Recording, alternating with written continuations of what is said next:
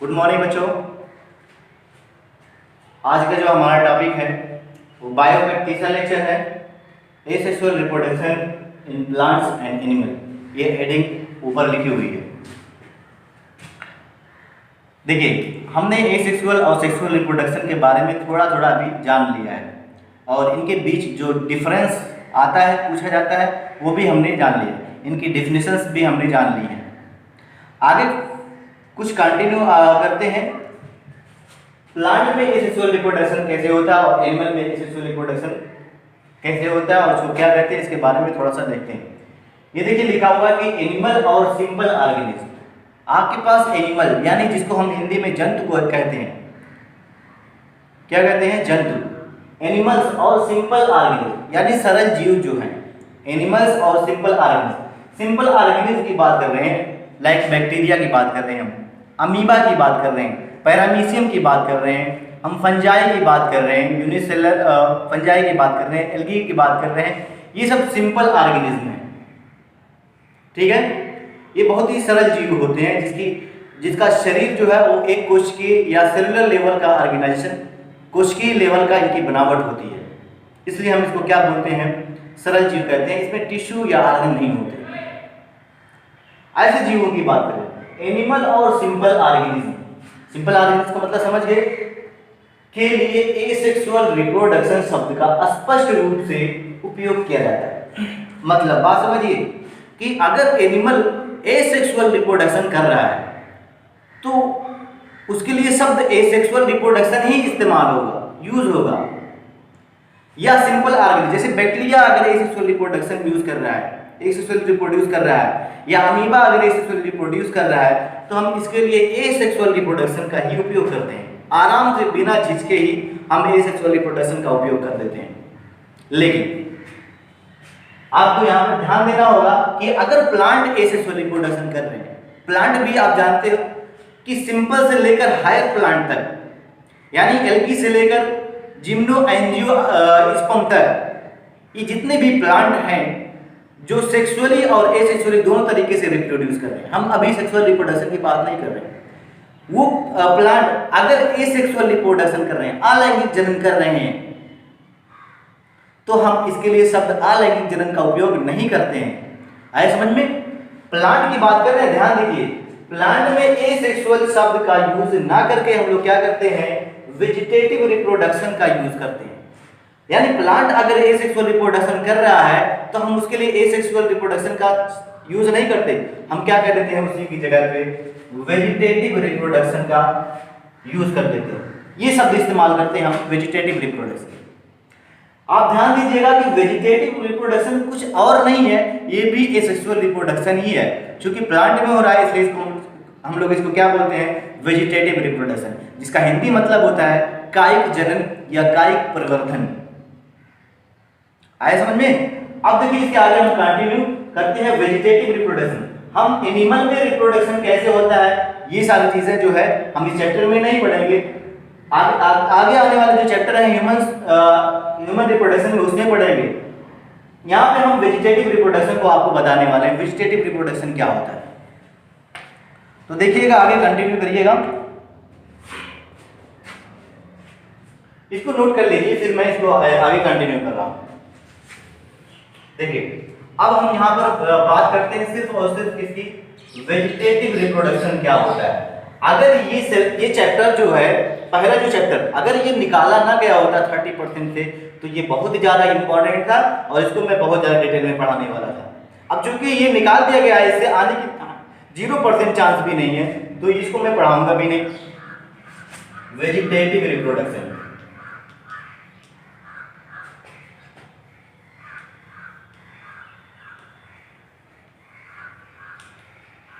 इसका हिंदी मतलब होता है, अगर हम देखें तो शायद इसको कायिक जनन कहते हैं, कायिक जनन। वेजिटेटिव रिप्रोडक्शन की हम यहां बात करते हैं, कायिक जनन जिसे कहते हैं। काया का मतलब होता है बेटा, काया का मतलब होता है शरीर, शरीर या शरीर का कोई पार्ट, हम इसको क्या बोलते हैं, काया। और उसी से शब्द लिया गया है कायिक जनन। जब शरीर से या शरीर का कोई भाग टूटकर जमीन पर गिरे और नया पौधा बना दे। किसी पौधे के शरीर का कोई भाग टूटे और टूटकर जमीन पर गिरे और नया पौधा बना दे, तो इस प्रकार के रिप्रोडक्शन को क्या कहते हैं? कायिक जनन या वेजिटेटिव रिप्रोडक्शन। अब पौधे में कौन कौन से, पौधे के शरीर के कौन कौन से भाग होते हैं? तो 3 भाग होते हैं मेनली, रूट, स्टेम और लीफ। फ्लावर भी होते हैं, फ्रूट भी होते हैं, इनकी हम बात नहीं करेंगे। रूट, स्टेम और लीफ, ये 3 ऐसे वेजिटेटिव रिप्रोडक्टिव पार्ट हैं, ये 3 ऐसे वेजिटेटिव पार्ट हैं जिनसे हम किसी पौधे को, किसी एक पौधे से हम नया नया पौधा बना सकते हैं। ध्यान सुनिएगा, प्लांट का रूट, स्टेम और लीफ, ये 3 ऐसे वेजिटेटिव पार्ट हैं जिससे हम क्या कर सकते हैं? आसानी से पौधा बना सकते हैं, नया पौधा बना सकते हैं। यानी वेजिटेटिव रिप्रोडक्शन, वेजिटेटिव का मतलब कायिक का मतलब शरीर का कोई भाग, जब भी शरीर का कोई भाग टूटे और जमीन पर गिर जाए और उससे नया पौधा बन जाए तो क्या कहलाएगा? मान लीजिए मेरी उंगली कट जाए, मेरी उंगली कट जाए, जमीन पर गिर जाए, जमीन के अंदर उस पर मिट्टी आ जाए और मैं नया दूसरा सब क्या हो तैयार हो जाए, तो ये क्या कहलाएगा? Vegetative reproduction. हालांकि होने वाला नहीं है क्योंकि मैं एनिमल हूं। वेजिटेटिव रिप्रोडक्शन से प्लांट में होगा, किस किस के द्वारा हो सकता है? तो देखिए, by stem, vegetative reproduction by stem, vegetative reproduction by root के द्वारा होता है, और वेजिटेटिव रिप्रोडक्शन बाय लीफ के द्वारा भी होता है। स्टेम के द्वारा क्या होता है? जनन हो सकता है, और रूट के द्वारा यानी जड़ों के द्वारा दूसरा पौधा बन सकता है, और लीफ के द्वारा भी दूसरा पौधा तैयार हो सकता है। तो ये पौधे के शरीर के क्या है? ये भाग हैं जो टूटकर नए पौधे बना सकते हैं, जिसको आप काट कर जमीन में डाल दो, नया पौधा बन जाएगा। आप देखिए, आपने गन्ना देखा होगा, आपके मार्केट में आता है 20 से 25 रुपए का मिल जाता है। ये देखिए, मान लीजिए कि अभी जमीन में है, अभी आपके मार्केट में नहीं आया, तो अगर आप कभी गन्ने के खेत में गए हो तो आप देख रहे होंगे कि यहाँ पे ये देखिए जड़ यहाँ से यहाँ तक जमीन में से लगी रहती है। इसको अब 11th में हमने इसको पढ़ा है, ये कौन सी रूट कहलाती है, ठीक है। ये जो भाग है जिसको आप बोलते हो कोड़, ये क्या होते हैं? गांठ होती है, जिसको हम इंग्लिश में क्या बोलते हैं? इसको नोड बोलते हैं। ये क्या है? नोड। और 2 नोड के बीच में ये देखिए क्या है? इंटरनोड। क्या है? इंटरनोड। ये नोड, और नोड पर एक बड पाई जाती है। ये देखिए क्या पाई जाती है? बड। और इसी बड को अगर आप क्या करोगे, इसी बड को अगर आप ले जाकर जमीन में डाल दो तो नया पौधा यहाँ से तैयार हो जाएगा। तो जितनी बड होंगी उतने पौधे बन जाएंगे। इसीलिए देखिए, जब किसान जो है ना, जब कभी खेती करता है गन्ने की, तो इस गन्ने को काटता है, जितने नोड्स हैं उससे वो उतने क्या कर सकता है? प्लांट उतने ही गन्ने तैयार कर सकता है। और जब भी काटता है तो इस इंटर नोड को काटता है, बीच से काटता है ताकि ये नोड बर्बाद ना हो, ये बड जो है वो बर्बाद ना हो, यहाँ से नया पौधा बन जाता है। ये क्या है? स्टेम है। क्या है बेटा? ये स्टेम है। स्टेम से नया नया पौधा बन गया। एक वेजिटेटिव पार्ट है। तो प्लांट का जो रूट है या स्टेम है या लीफ है, इससे हम वेजिटेबल तैयार कर सकते हैं। रूट्स को भी हम vegetable as a vegetable use करते हैं, और हम लीफ को एज ए वेजिटेबल यूज करते हैं। प्लांट का जितना भी भाग है हम उसको एज ए वेजिटेबल यूज करते हैं। रूट, स्टेम, लीफ, हर चीज को हम सब्जी बनाकर खाते हैं। इसलिए प्लांट के हर भाग को क्या बोलते हैं? Vegetative part. और उस पार्ट से अगर रिप्रोडक्शन हो रहा है तो उसको क्या बोलते हैं? Vegetative reproduction. अब देखिए स्टेम से रिप्रोडक्शन कैसे होता है। स्टेम कई प्रकार के होते हैं। हो सकता है कि स्टेम जमीन के अंदर हो, अंडरग्राउंड स्टेम कहलाएगा। क्या कहलाएगा? जमीन के अंदर हो, अंडरग्राउंड स्टेम कहलाएगा। और हो सकता है कि ये जमीन जो है, इस जमीन पर रेंग रहा हो, आधा जमीन के अंदर दिख रहा है, आधा जमीन के अंदर, आधा ऊपर दिख रहा है, यानी आधा हवा में है, आधा जमीन में। इसको क्या बोल सकते हो? सब एरियल, क्या बोल सकते हैं, एरियल। और ये जो अभी अभी मैं बनाया था जो एयर में रहता है, ये इसको क्या बोलते हो आप, एरियल स्टेम। तो इस स्टेम भी देखिए उसकी लोकेशन के आधार पर उसको कई भागों में डिवाइड किया गया, कई ग्रुप में डिवाइड किया गया। स्टेम, एरियल, सब एरियल और अंडरग्राउंड स्टेम। आए समझ में? तो मैं यहां पर उतना डिटेल में नहीं जाने वाला। स्टेम भी कई प्रकार के होते हैं, एरियल, सब एरियल और अंडरग्राउंड स्टेम। यहां पर अंडरग्राउंड स्टेम में कुछ ऐसे भाग दिए गए, कुछ ऐसे वेजिटेटिव पार्ट दिए गए हैं जो क्या करते हैं भाई, नए नए पौधा बनाते हैं। देखिए यहां पर नाम दिया गया है एक राइजोम,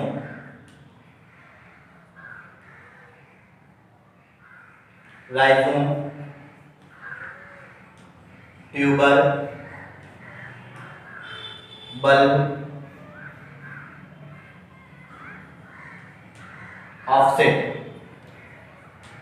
देखिए वेजिटेटिव रिप्रोडक्शन बाय स्टेम, ये राइजोम है, ट्यूबर है, बल्ब है, ऑफसेट है, सारे के सारे क्या हैं, ये वेजिटेटिव प्रोपेग्यूल्स हैं। ये ऐसे स्ट्रक्चर हैं जो नया नया पौधा बनाते हैं, और ये सारे के सारे क्या स्टेम है। राइजोम एक प्रकार का स्टेम है। जैसे जो आप अदरक लेकर आते हो मार्केट से चाय बनाने के लिए, अदरक क्या है, एक स्टेम है, एक तना है, ना कि एक जड़ है। जमीन के अंदर होता भले से है, लेकिन वो जड़ नहीं है, क्या है, स्टेम है।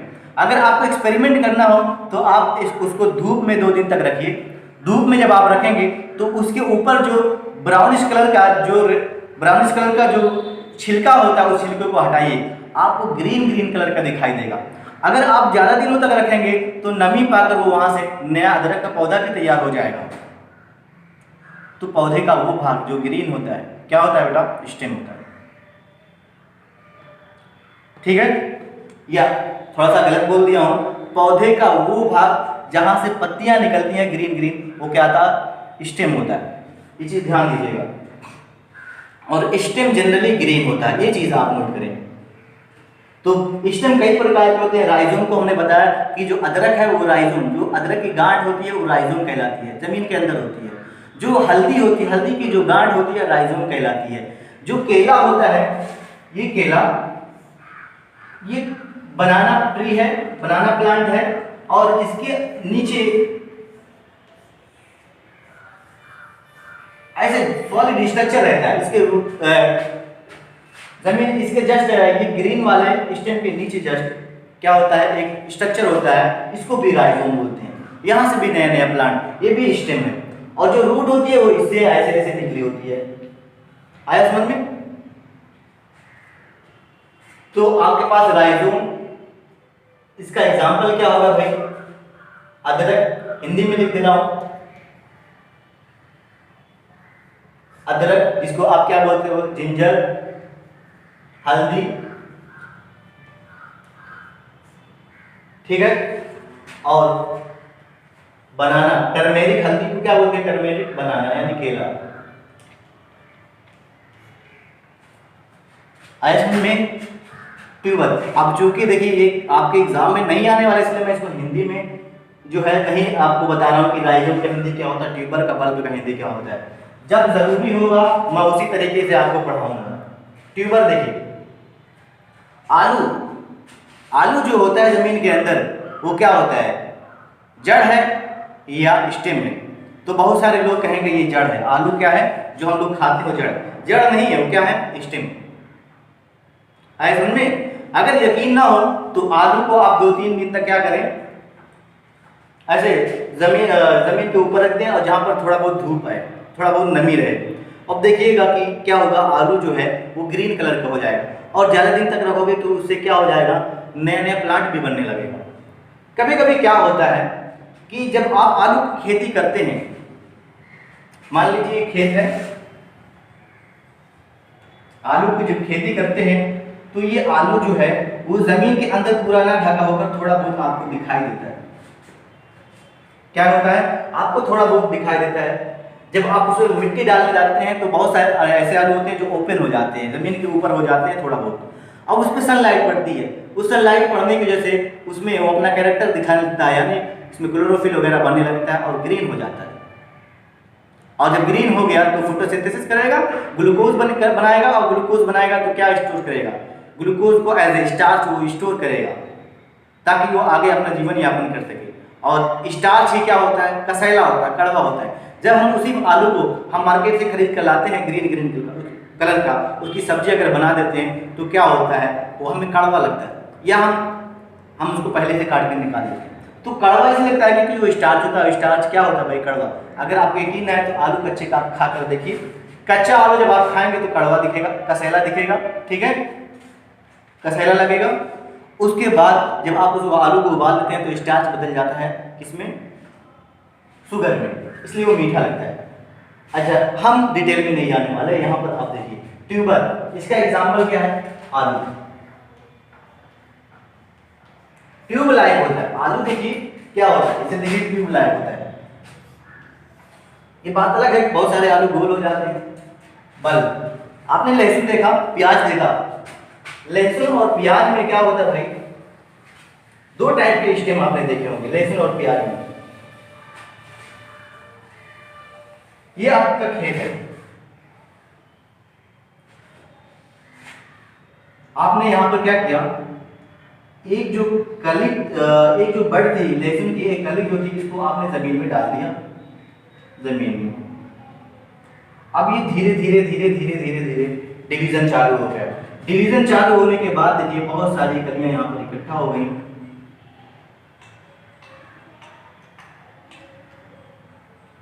और ये देखिए ये यहाँ से नया पौधा जो ग्रीन स्टेम है वो आपको दिखाई देने लगे। वास्तव में ये लीफ होती है, क्या होती है, ये लीफ होती है, और जो ये जो यहां पर होता है वो स्टेम होता है। आया समझ में? तो ये जो है स्ट्रक्चर, ये क्या कहलाता है, बल्ब।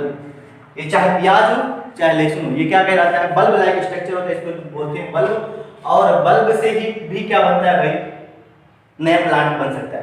आप इस बल्ब को, प्याज को काट कर क्या करो, जमीन में डाल दो, नया पौधा तैयार हो जाएगा, ठीक है। तो इसके एग्जाम्पल क्या है, लहसुन और प्याज, अनियन और गार्लिक जिसे आप बोलते हो, ऑफसेट। आपने जलकुंभी देखा, जलकुंभी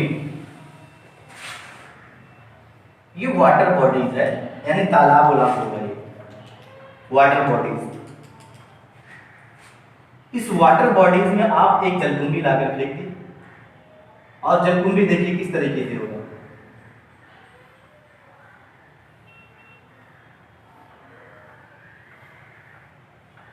और यहां पर देखिए, कभी अगर आप जलकुंभी उठाए हो अपने हाथ से,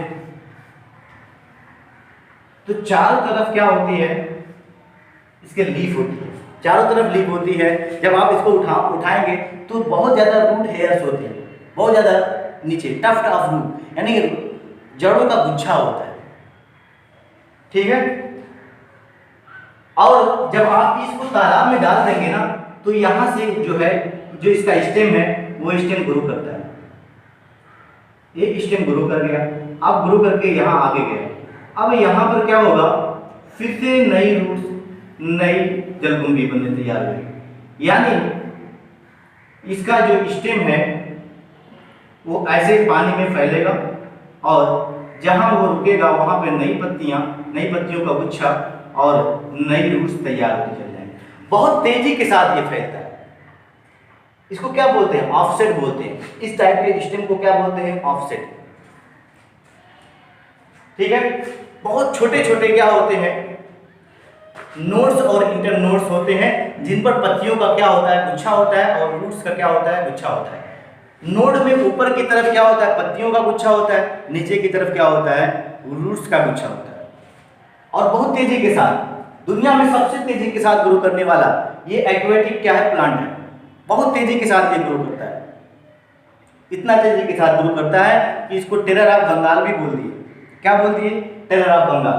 टेरर ऑफ बंगाल क्यों बोला, कि बंगाल के लोग ज्यादातर किस पे उनका जो जीवन यापन जो है, कहते हैं हिसाब से, या उनका कहीं एम्प्लॉयमेंट जो है वो मछली पालन पर है। यानी वो मछलियों को पकड़ते हैं, मछलियों को खाते हैं, मछलियों को बेचते हैं। बेचने के बाद जो पैसा मिलता है उससे अपनी ज़रूरतों को क्या करते हैं, पूरा करते हैं, बैंक बैलेंस करते हैं। यानी सब कुछ उनका क्या है, मछली पालन।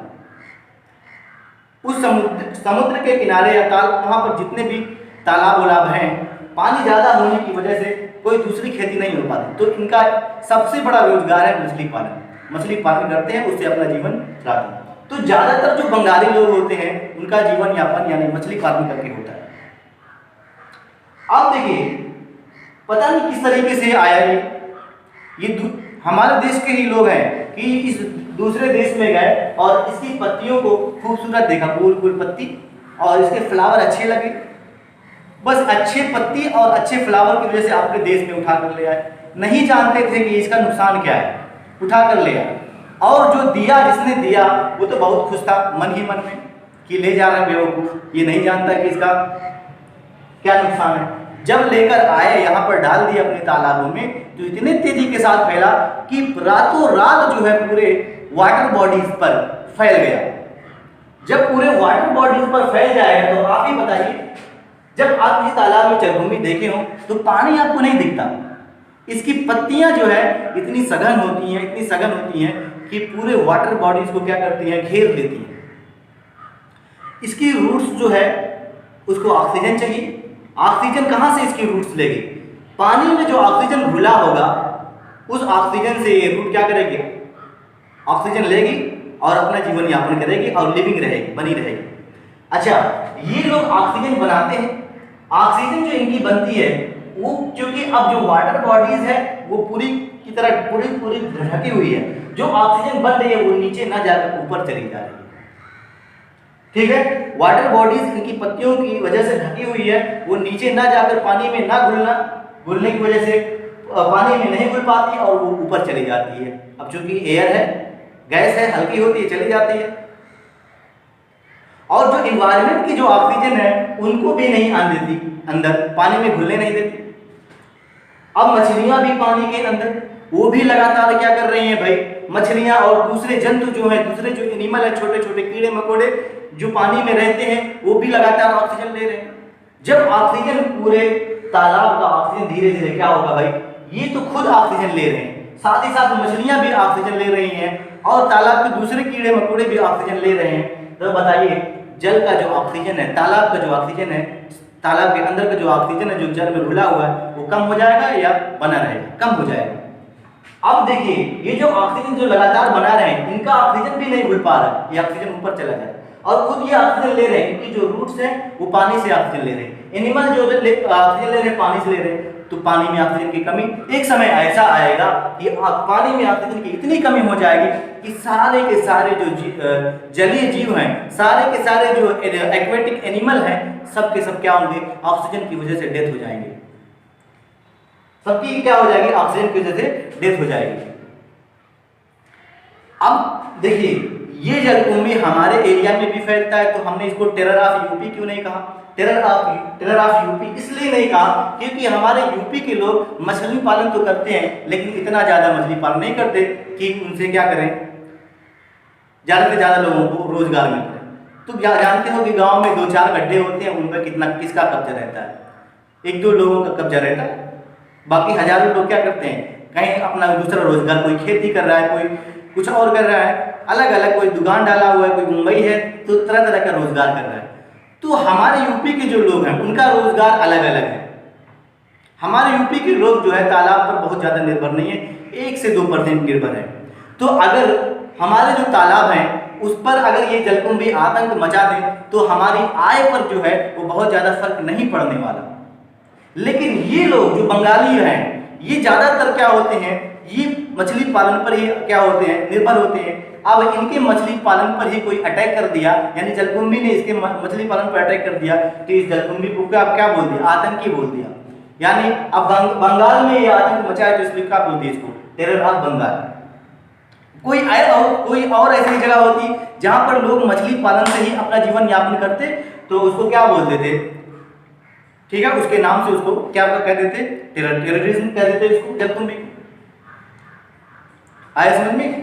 खैर, ये जो जलकुंभी है, ये जो रिप्रोडक्शन कर रहा है, वेजिटेटिव रिप्रोडक्शन करता है, इतना फास्ट होता है वेजिटेटिव रिप्रोडक्शन, या कहें एसेक्सुअल रिप्रोडक्शन बहुत तेजी के साथ होता है। उसका ये जीता जागता उदाहरण है, कितना तेजी के साथ होता है, रातों रात जो है पूरे वाटर बॉडीज में फैल जाता है।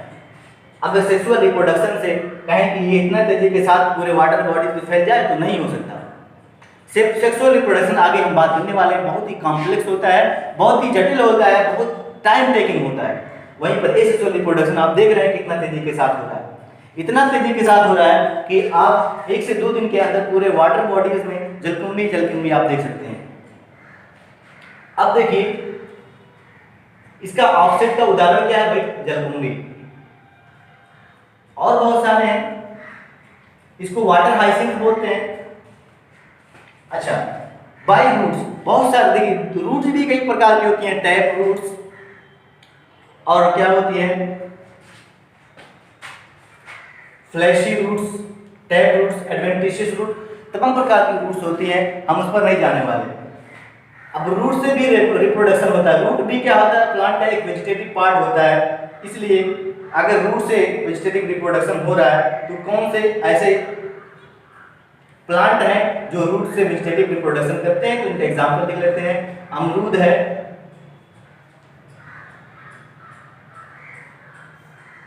और क्या है भाई, आपने नाम सुना गंजी का, शकरकंद जिसे आप कहते हैं, ये रूट्स शकरकंद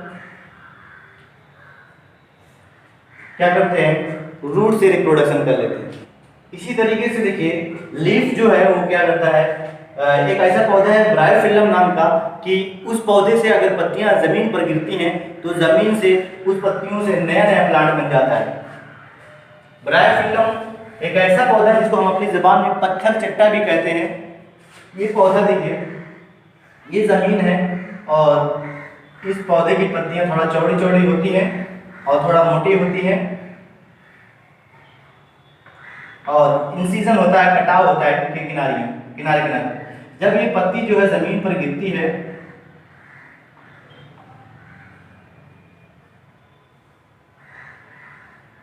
तो ये जो इंसिजन है, जो कटाव है, यहां से नया नया पौधा बनने लगता है। यहां से रूट्स और लीफ निकलने लगते हैं, आया समझ में, नया नया पत्तियों से नया पौधा बन रहा है। कौन सा पौधा है, ब्रायोफिल्लम पत्थर चट्टा, बहुत ही इंपॉर्टेंट है ब्रायोफिल्लम। खैर ये आप नोट कर लीजिए। अच्छा, और कोई कुछ बचा है, रूट के द्वारा हो गया, स्टेम के द्वारा, रूट के द्वारा, लीफ के द्वारा। आपको ये जानना है कि प्लांट के हर भाग से क्या हो सकता है, रिप्रोडक्शन हो सकता है, और इसमें कोई भी गैमेट, कोई भी जाइगोट, कोई एम्ब्रियो नहीं बना, तो ये क्या है, टाइप ऑफ एसेक्सुअल रिप्रोडक्शन है, जिसे हम वेजिटेटिव रिप्रोडक्शन कह रहे हैं। नोट कर लीजिए। देखिए आगे, देखिए आगे हम बात कर रहे हैं सेक्सुअल रिप्रोडक्शन। यही हम जो है आपको पढ़ाएंगे, 2 चैप्टर यही है, sexual reproduction in flowering plant और सेक्सुअल रिप्रोडक्शन इन ह्यूमन। उससे पहले इस चैप्टर में, पहले चैप्टर में हम देख लेते हैं इसके बारे में थोड़ा बहुत, ताकि आगे पढ़ने में दिक्कत ना हो। देखिए हमने आपको लाइफ स्पॉन के बारे में बताया। लाइफ स्पॉन का मतलब क्या होता है कि किसी भी जीव की अगर बर्थ होती है तो क्या करता है, ग्रोथ करता है। क्या करता है, ग्रोथ करता है। ग्रोथ करने के बाद वो फिर उसकी मेच्योरिटी होती है, यानी वो मेच्योरिटी तक पहुंचता है, यानी परिपक्व होता है, ठीक है। और जब मेच्योरिटी आ जाती है तो क्या करता है, रिप्रोडक्शन करता है। और जब रिप्रोडक्शन हो जाता है तो वो ऑर्गेनिज्म क्या हो जाता है भाई, ओल्ड हो जाता है। ओल्ड होने के बाद उस ऑर्गेनिज्म की क्या हो जाती है, डेथ हो जाती है। ये है उसका लाइफ स्पॉन। किसी भी जीव का ये क्या है, लाइफ स्पॉन। कि किसी जीव की बर्थ होती है, बर्थ होने के बाद क्या हो जाता है, क्या होता है, उसकी ग्रोथ होना स्टार्ट होती है। ग्रोथ जब होती है तो फिर वो मेच्योर होता है। मेच्योर जब हो गया तब जाके कहीं रिप्रोडक्टिव फेज आती है। उसके बाद जो है ये ओल्ड हो जाता है, ओल्ड जब होता है फिर डेथ हो जाती है। आया समझ में, ये है फेजेस ऑफ लाइफ। अच्छा आप देखें कि बर्थ से लेकर मेच्योरिटी तक, यानी कोई जीव जो है जब वो मेच्योरिटी तक पहुंचेगा। रिप्रोडक्शन करने से पहले उसको क्या होना पड़ेगा, मेच्योरिटी तक पहुंचना पड़ेगा। बर्थ से लेकर मेच्योरिटी तक के समय काल को क्या बोलते हैं, जुवेनाइल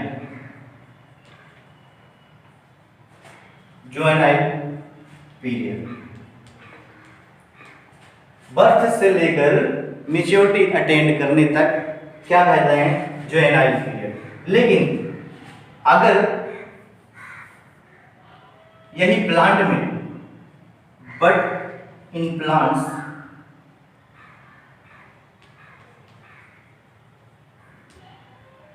लेकिन प्लांट में इस जुवेनाइल पीरियड को जुवेनाइल पीरियड ना कहकर कुछ और कहते हैं,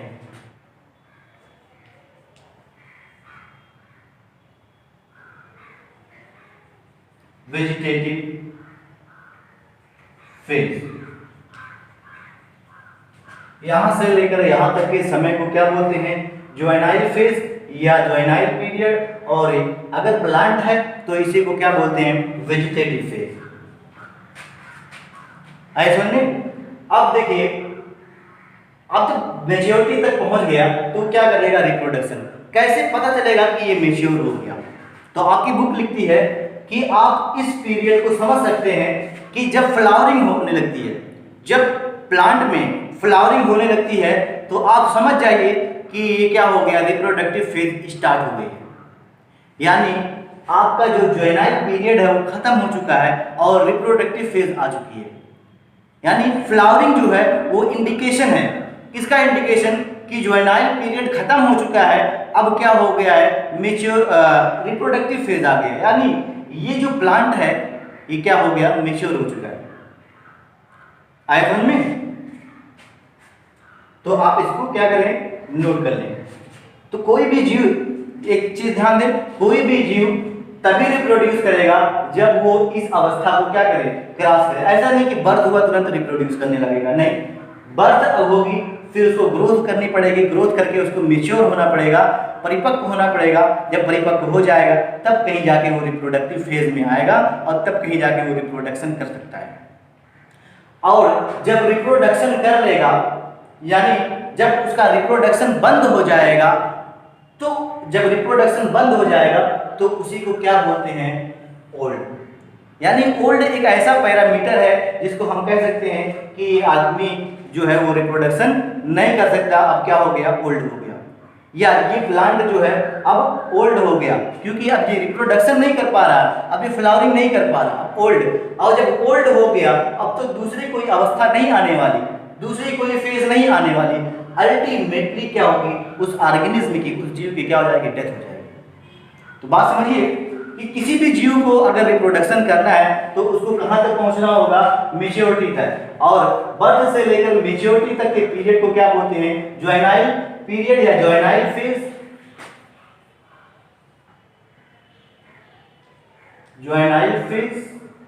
और अगर ये प्लांट में ये काम हो रहा है तो इसको वेजिटेटिव फेज कहते हैं। जब मेच्योरिटी अटेन होगी, फ्लावरिंग आने लगेगी, तो हम कहेंगे कि ये जो है इसका जुवेनाइल फेज खत्म हो गया, अब क्या आ गया, रिप्रोडक्टिव फेज। रिप्रोडक्टिव फेज चालू रहेगा तब तक जब तक हम उसको क्या समझेंगे, उसको ओल्ड नहीं समझेंगे। लेकिन जब ये रिप्रोडक्शन खत्म हो जाएगा, यानी फ्लावरिंग खत्म हो जाएगी, ये फ्लावरिंग नहीं करेगा, तो हम मान लेंगे कि अब ये जो ऑर्गेनिज्म है अब वो क्या, अब ये मेच्योर नहीं रहा, क्या हो गया, अब ये ओल्ड हो गया। जब ओल्ड हो गया तो फिर से वो क्या होगा, फिर से वो यंग नहीं होगा, वो क्या होगा, अल्टीमेटली वो डेथ की तरफ पहुंच जाएगा।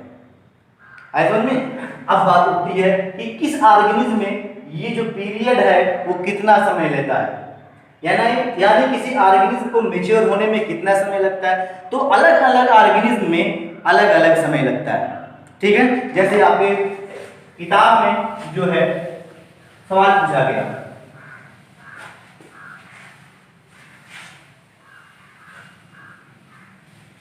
कि बताइए कि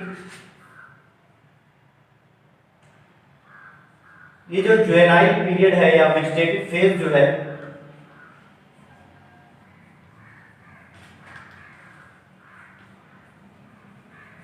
फेज या इसी को आप क्या बोलते हो, जुवेनाइल फेज। ये बताइए मैरीगोल्ड, जिसे आप गेंदा बोलते हो, मैरीगोल्ड में कितना होगा, ये राइस प्लांट में कितना होगा, ये वीट प्लांट में कितना होगा, ये मैंगो प्लांट में ये पीरियड कितना समय लेता है, ये सवाल पूछा गया है। तो आप इसका उत्तर ढूंढ के लाइएगा। जैसे मैं आपको बता दूं कि राइस जो है वो कितना 3 से 4 मंथ ये रहता है इसकी लाइफ स्पॉन, और उससे पहले ये क्या करने लगता है, फ्लावरिंग। जब ये राइस प्लांट फ्लावरिंग करने लगे तो आप समझ जाए कि जब से आपने सीड जमीन पर डाला था और तब से लेकर तब का पीरियड क्या कहलाएगा, जुवेनाइल पीरियड। ठीक है, जुवेनाइल फेज कहलाएगा। तो इसी तरीके से आप इनमें कैलकुलेट कर सकते हैं। यानी आपको फ्लावरिंग देखना है कि जब प्लांट फ्लावरिंग करने लगे तो आप समझ जाए कि ये प्लांट अब मेच्योर हो चुका है। ठीक है, अब ये फ्लावरिंग कर सकता है, रिप्रोडक्टिव फेज में आ गया।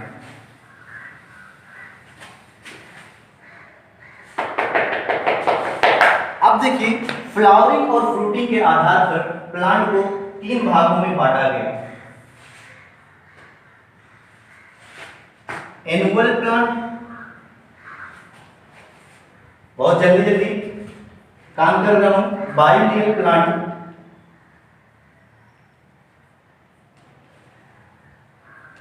और एक होता है पेरिनियल प्लांट।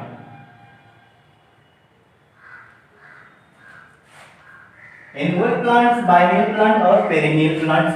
ध्यान दीजिए, इसका मैं हिंदी बता दे रहा हूं। एनुअल का मतलब होता है एक वर्षीय, बाइनियल का मतलब होता है द्विवर्षीय, और पेरिनियल का मतलब होता है बहुवर्षीय प्लांट। एनुअल प्लांट ऐसे प्लांट जो एक ही साल के अंदर फ्लावरिंग और फ्रूटिंग करके क्या हो जाए, उनकी डेथ हो जाए।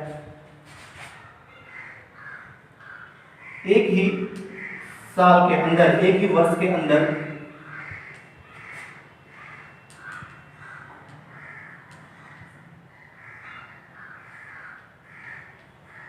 फ्लावरिंग, फ्रूटिंग सब कुछ हो जाए और डेथ सब कुछ हो जाए, फ्लावरिंग फ्रूटिंग सब कुछ हो जाए। ठीक है, एनुअल प्लांट। आप इसके एग्जांपल बता सकते हो? Yes, rice plant, wheat plant और मस्टर्ड प्लांट। ठीक है, राइस, वीट, मस्टर्ड ऐसे प्लांट जिसको आप सीजनली क्या कराते हो, ग्रो कराते हो। किसी एक खास सीजन में क्या कराते हो, ग्रो कराते हो, और उसी सीजन तक रहता है, फिर उसकी क्या हो जाती है, डेथ हो जाती है। उसी सीजन में वो फ्लावरिंग फ्रूटिंग कर देता है और फिर ये सूख जाता है, इसकी डेथ हो जाती है। बाइनियल प्लांट ऐसे प्लांट जो 2 सालों में क्या करें, अपनी सारी जो है लाइफ स्पॉन क्या करें, लाइफ साइकिल कंप्लीट करें। ऐसे प्लांट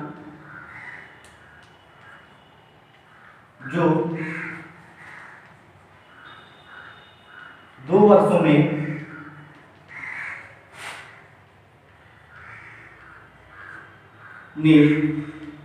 लाइफ स्पॉन को, या ऐसे कहें लाइफ साइकिल को क्या करें, कंप्लीट करें। लाइफ साइकिल समझ गए ना, कि उसमें सब इंक्लूड हो जाएगा, कि उसकी बर्थ होगी, ग्रोथ होगी, मैच्योरिटी, रिप्रोडक्शन और ओल्ड, फिर डेथ, सब कुछ उसी में है। 2 साल लग जाते हैं। हो सकता है कि 1 साल लग जाए सिर्फ और सिर्फ जुवेनाइल और वेजिटेटिव फेज में 1 साल लग जाए। यानी पहली साल आपने इस प्लांट को लगाया और पहली साल इसमें कुछ नहीं हुआ, सिर्फ ये प्लांट ग्रोथ करा, अगली साल इसमें फ्लावरिंग हुई, फ्रूटिंग हुई, उसके बाद डेथ हो गई अगली साल। ठीक है, और पेरिनियल प्लांट में देखिए बहुत जल्दी है, इसलिए मैं ज्यादा नहीं दिखाना चाहता।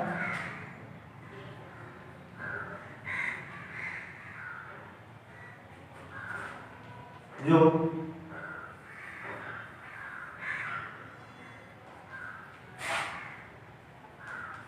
2 से अधिक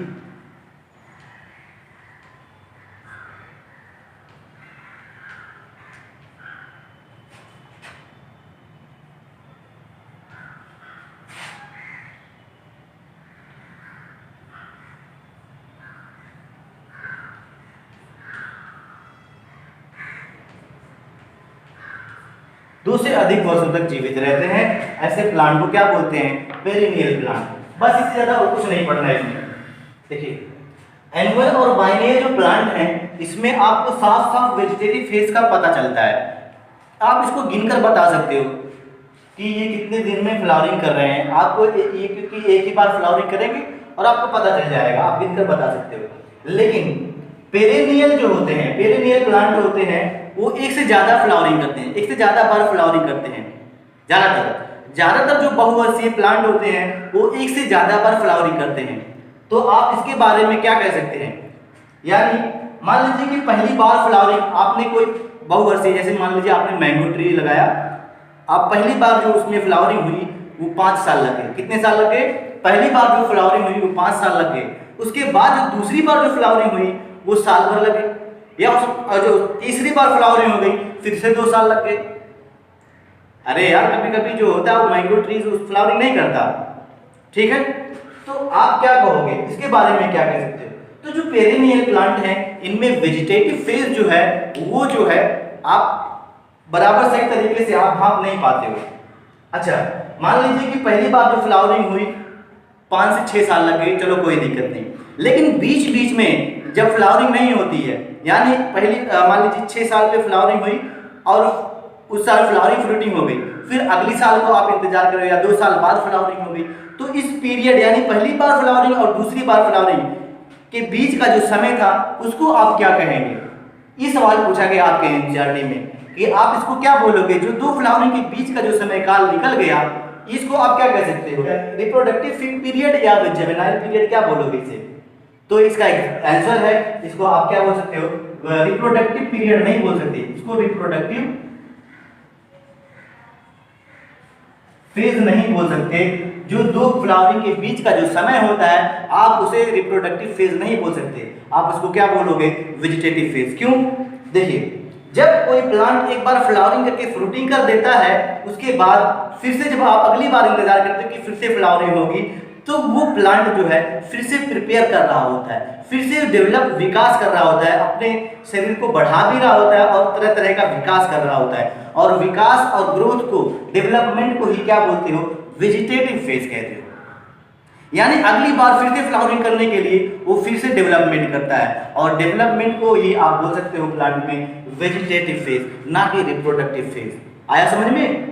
तो 2 फ्लावरिंग के पीरियड को क्या बोलते हो? Vegetative phase. अब देखिए कुछ ऐसे पेरिनियल प्लांट हैं जो अनयूजुअल जो है फ्लावरिंग करते हैं। कुछ ऐसे पेरिनियल प्लांट हैं जो अनयूजुअल फ्लावरिंग करते हैं। देखिए मान लीजिए कि आपके पास एक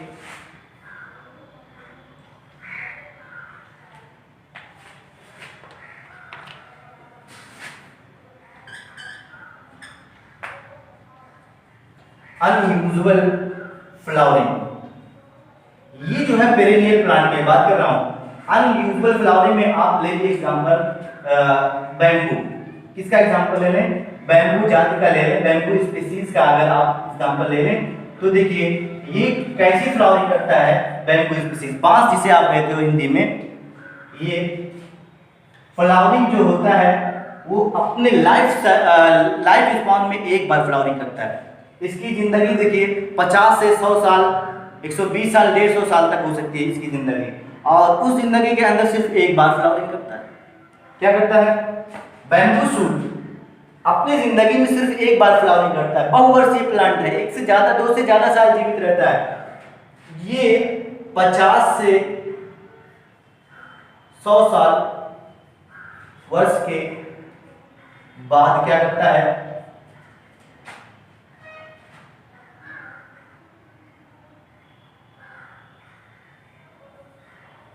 एक बार फ्लावरिंग करता है।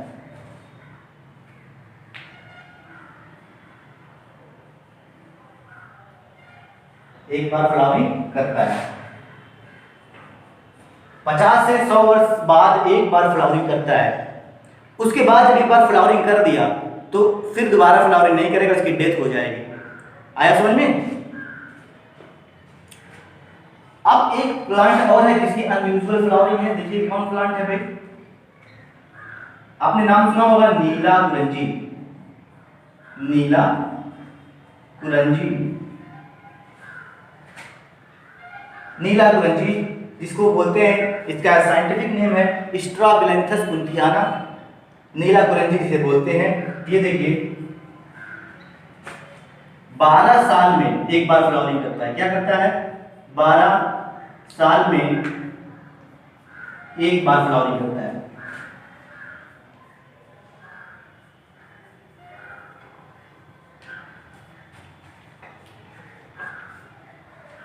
बारह वर्ष में एक बार फ्लावरिंग कर रहा है। ये 2000, इसी में नोट करिएगा 2000 जो है 6 में इसने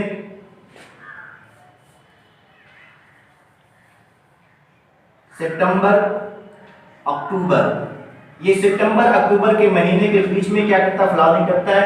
2006 में फ्लावरिंग किया था, उसके बाद 2006 और 12 कितना हुआ? सितंबर अक्टूबर। 2018 में भी फ्लावरिंग हुई, 2018 में भी फ्लावरिंग हुई। इसमें स्ट्राबिलन नीलाकुरंजी, नीला नीला इसका फ्लावर रहता है। और हिली एरियाज में केरला, कर्नाटका, तमिलनाडु, केरला, कर्नाटका, तमिलनाडु, ये 3 ऐसे राज्य हैं जहां पर ये पहाड़ों में रास्तों के किनारे इसका प्लांट होता है। 12 साल में एक बार फ्लावरिंग करता है। जब ये फ्लावरिंग करता है तो वहां पर देखने वालों की भीड़ लग जाती है, इतना ज़्यादा पूरा जो रोड का किनारा है वो नीला नीला ही दिखाई देता है। सितंबर अक्टूबर में क्या करता है? ये फ्लावरिंग करता है 12 साल में एक बार। 2006 में फ्लावरिंग हुई, फिर 2018 में, तो कितना हो गया? उसके बाद अगली बार फ्लावरिंग कब होगी आप बताइए? ठीक है, अगली बार फ्लावरिंग कब होगी आप बताइएगा। सितंबर अक्टूबर में भी ये फ्लावरिंग करेगा। ठीक है, आगे का जो है सेक्सुअल रिप्रोडक्शन में जो बचा हुआ इंपॉर्टेंट है वो मैं आगे लेक्चर में पढ़ा दूंगा।